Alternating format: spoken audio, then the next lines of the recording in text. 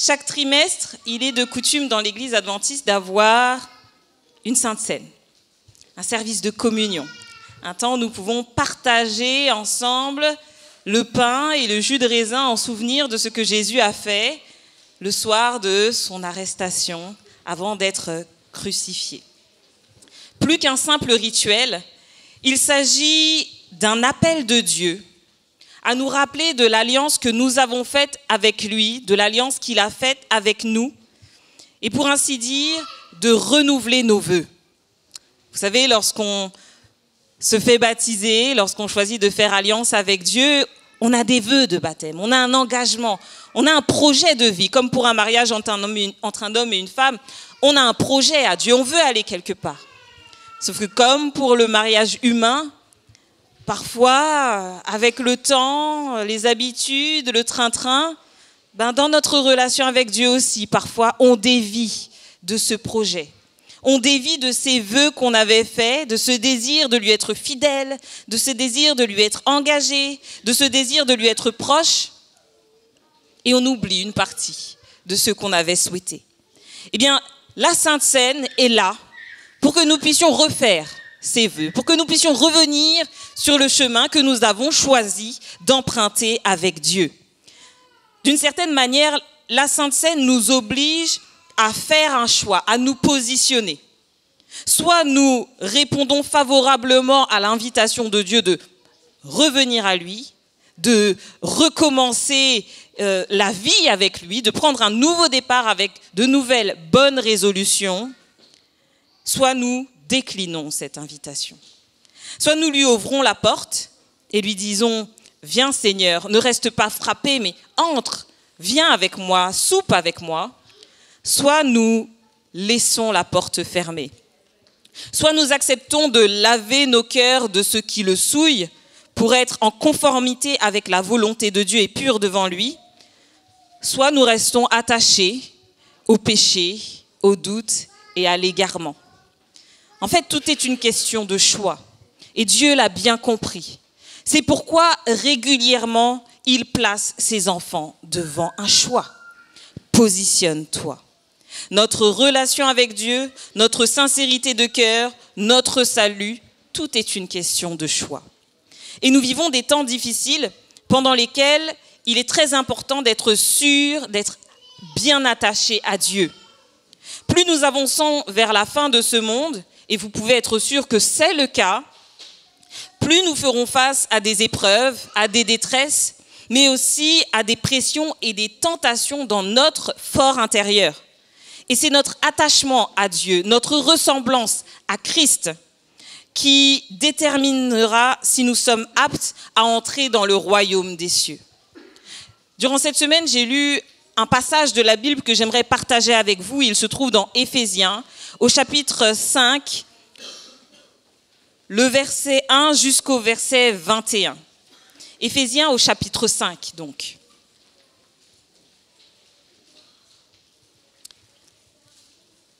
Il est écrit « Devenez donc les imitateurs de Dieu, comme des enfants bien-aimés, et marchez dans l'amour à l'exemple du Christ qui nous a aimés et qui s'est livré lui-même à Dieu pour nous comme une offrande et un sacrifice de bonne odeur. Que la débauche, ni aucune impureté, ni la cupidité ne soient même nommées parmi vous, ainsi qu'il convient à des saints. Qu'on n'entende ni paroles grossières, ni propos insensés ou équivoques, choses qui sont contraires à la bienséance. Qu'on entende plutôt des actions de grâce. Car, sachez-le, et sachez-le bien, aucun débauché ou impur ou cupide, c'est-à-dire idolâtre, n'a d'héritage dans le royaume de Christ et de Dieu. Que personne ne vous séduise par de vains discours, car c'est à cause de ces choses que la colère de Dieu vient sur les fils de la rébellion. N'ayez donc aucune part avec eux. Autrefois, vous étiez ténèbres, et maintenant vous êtes lumière dans le Seigneur. Marchez comme des enfants de lumière, car le fruit de la lumière consiste en toutes sortes de bonté, de justice et de vérité. Examinez ce qui est agréable au Seigneur, et ne prenez point part aux œuvres infructueuses des ténèbres, mais plutôt condamnez-les. Car il est honteux de dire ce qu'ils font en secret. Mais tout ce qui est réprouvé apparaît en pleine lumière, car tout ce qui est ainsi manifesté est lumière. C'est pour cela qu'il est dit, « Réveille-toi, toi qui dors. Relève-toi d'entre les morts, et Christ t'éclairera. » Prenez donc garde afin de vous conduire avec circonspection, non comme des insensés, mais comme des sages. Rachetez le temps, car les jours sont mauvais. C'est pourquoi ne soyez pas inconsidérés, mais comprenez quelle est la volonté du Seigneur. Ne vous enivrez pas de vin, c'est de la débauche. Soyez au contraire remplis de l'esprit. Entretenez-vous par des psaumes, par des hymnes, par des cantiques spirituels, chantant et célébrant de tout votre cœur les louanges du Seigneur. Rendez continuellement grâce à Dieu le Père pour toutes choses, au nom de notre Seigneur Jésus-Christ, vous soumettant les uns aux autres dans la crainte du Christ. Voilà le modèle, l'exemple que nous devons suivre, celui de Christ. Le texte dit « rachetez le temps ». Et aujourd'hui, c'est un bon jour pour faire de bons choix. Dans la littérature que l'on étudie à l'école, on retrouve un livre d'Homère, l'Odyssée. Et dans ce livre, il va être relaté l'histoire d'Ulysse qui rentre chez lui et qui va passer par diverses épreuves, diverses difficultés, mortelles bien souvent, avant de pouvoir retrouver son pays. Et l'une de ces épreuves consiste à passer devant des sirènes qui, par leur chant enchanteur, rend les marins fous, complètement fous, de telle sorte qu'ils sont prêts à se jeter à l'eau ou qu'ils sont prêts à jeter leur bateau contre les récifs pour pouvoir aller auprès de ces sirènes. Elles les hypnotisent et eux, à tout prix, finissent par perdre leur vie. Prévenu de la situation, Ulysse va préparer à tous ses compagnons des bouchons de cire pour qu'ils n'entendent pas le chant des sirènes et pour qu'ils ne soient pas tentés. Et lui, Ulysse, va s'attacher au mât pour être empêché de se jeter à l'eau ou de jeter les bateaux contre les récifs. Quand les sirènes vont chanter, bien sûr, Ulysse va se sentir attiré par elles d'une manière extraordinaire, insensée, complètement folle. Elle l'hypnotise. Il devient fou et va vouloir sauter du navire pour les rejoindre. Mais il est retenu par les cordes. Il est attaché au mât. Alors qu'il hurle pour qu'on le détache, le récit nous dit que ses compagnons vont encore plus resserrer les liens pour qu'il ne s'échappe pas. Et quand enfin le chant est passé et qu'il retrouve ses esprits, il peut alors faire signe à ses compagnons de le détacher parce que le danger est passé. Dans notre voyage périlleux jusqu'au ciel, semé d'embûches et de dangers mortels, sommes-nous attachés au mât? Ou nous laisserons-nous surprendre par le chant des sirènes? Il faut savoir que comme Ulysse, nous sommes dans un bateau en détresse. L'Église de Dieu vit ses dernières heures et le ciel s'assombrit. Les marins que nous sommes, tout expérimentés sommes-nous, nous finirons par nous décourager et par nous épuiser. C'est ce que nous raconte la parabole de Jésus des 10 vierges qu'on retrouve dans Matthieu au chapitre 25. Bien qu'elles attendent toutes l'arrivée de l'époux, elles finissent toutes par quoi? Par s'endormir. Les sages, comme les folles, elles s'endorment. Il n'y a rien à faire pour changer la direction de notre bateau. Il avance vers un avenir sombre et dangereux où l'ennemi nous attend sous diverses formes, aussi dangereuses que séduisantes.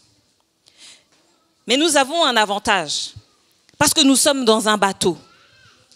L'Église, c'est ce bateau qui me conduit dans la bonne direction. Même s'il va falloir passer par des moments sombres et difficiles, même s'il va falloir passer à côté des récifs et des sirènes, nous allons dans la bonne direction. Dieu lui-même est notre capitaine. L'Église, c'est le bateau de Dieu. C'est pourquoi Paul disait « N'abandonnez pas votre assemblée comme c'est la coutume de quelques-uns » Hébreux chapitre 10, le verset 25. Abandonner le navire, abandonner l'Église, c'est comme se jeter à l'eau pour notre perte. Sauter d'un bateau en pleine mer, c'est tentant pour ceux qui sont piégés sur ce bateau. Mais pour aller où? Pour faire quoi? Le temps peut paraître long, monotone, inintéressant, mais au moins sur le bateau, j'ai une chance de m'en sortir. Sur le bateau, j'ai une chance d'arriver à destination. Mais pour dire la vérité, il ne suffit pas d'être sur le bateau pour arriver à bon port.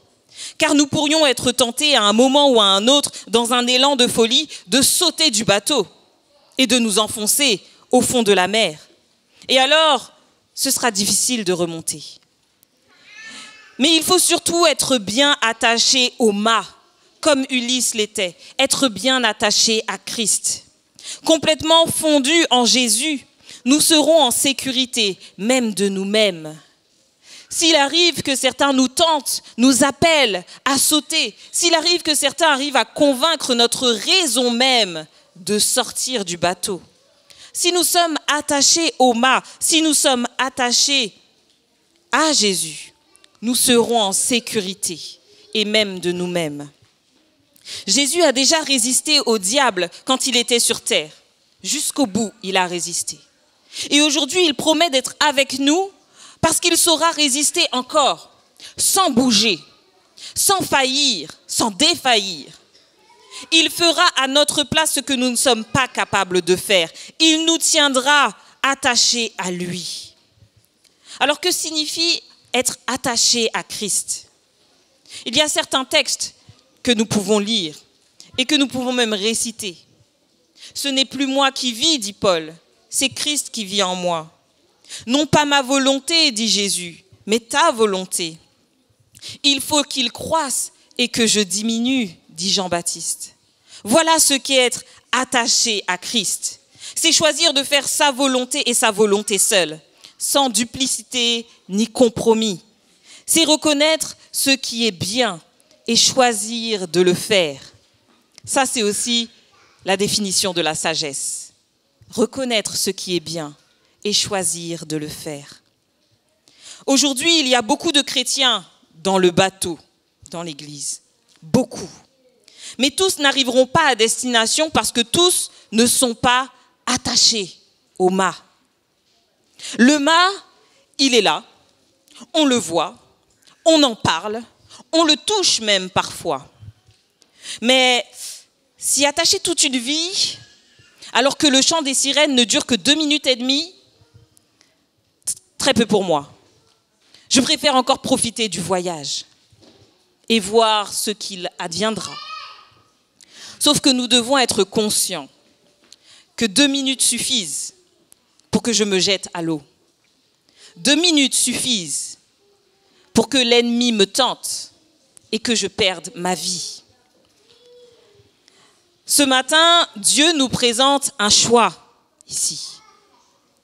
Dieu nous présente une corde, non pas pour nous pendre, pas du tout, mais il nous présente une corde pour que nous puissions nous attacher au mât. Dieu nous présente là une corde pour que nous puissions la saisir et choisir maintenant de nous attacher fermement à Jésus-Christ. Vous êtes dans le bateau ce matin et c'est bien, c'est déjà ça. Mais Dieu seul sait quelle épreuve vous est réservée demain. Dieu seul sait qui vous rencontrerez demain. Dieu seul sait qui vous enchantera demain. Alors attachez-vous maintenant. Attachons-nous maintenant, ensemble. Faisons cette alliance avec Dieu, de rester chacun attaché à lui, refusant de suivre notre propre volonté.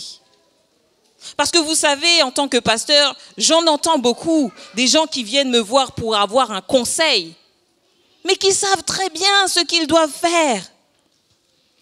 Ils me disent, tu sais Dominique, j'ai ce problème, je sais que la Bible dit ça, je sais que je devrais faire ça, mais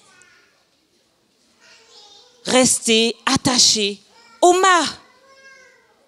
Restez attachés au mât. Quel que soit le chemin qu'on vous propose, restez attachés au mât.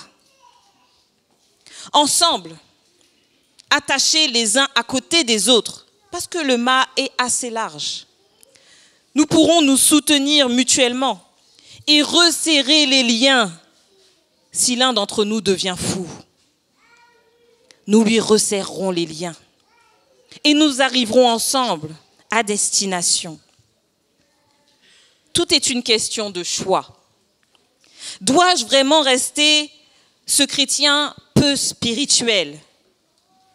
Dois-je vraiment continuer de faire ce que je sais être mal et qui me fait me sentir coupable dès que j'entre dans l'église? Dois-je vraiment continuer de désobéir à Dieu? Dois-je vraiment jouer avec mon salut? Non. C'est une question de choix. Être plus spirituel, c'est une question de choix. Être un meilleur mari, c'est une question de choix. Être un étudiant qui témoigne, c'est une question de choix. Être un responsable d'église droit et fidèle, c'est une question de choix. Je choisis aujourd'hui d'être une nouvelle créature car Christ m'a fait grâce. Je choisis de m'éloigner du mal car Christ m'a fait grâce. Je choisis de marcher selon la volonté de Dieu car Christ m'a fait grâce. Je choisis d'être un témoin fidèle de Dieu car Christ m'a fait grâce. Et je choisis aujourd'hui d'être sauvé car chaque jour, Christ me fait grâce. Aujourd'hui, c'est un bon jour. C'est un bon jour pour faire de bons choix. Tout est une question de choix. Alors choisissons ensemble, dans les instants qui vont suivre, de nous attacher les uns les autres au mât du Seigneur. Amen. Nous allons donc passer un temps de communion fraternelle avec le lavement des pieds qui se déroulera dans les salles à côté. Le diaconat vous conduira et vous montrera la voie. Tous ceux qui ont fait alliance avec le Seigneur et qui sont passés par les eaux du baptême sont invités à participer à ce moment fort.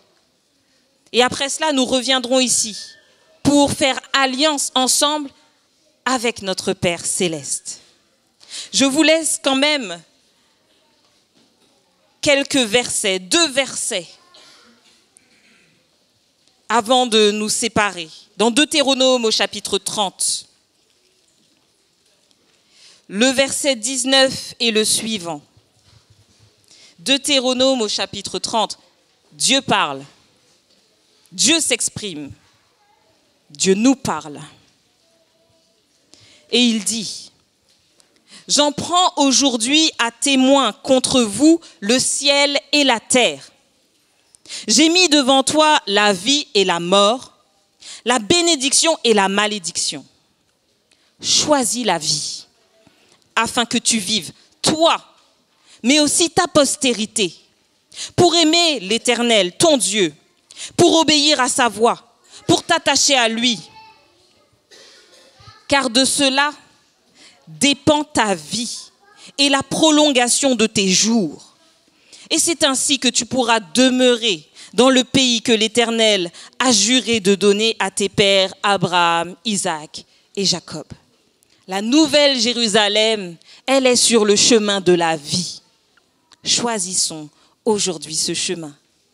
Maintenant, mais aussi pour demain.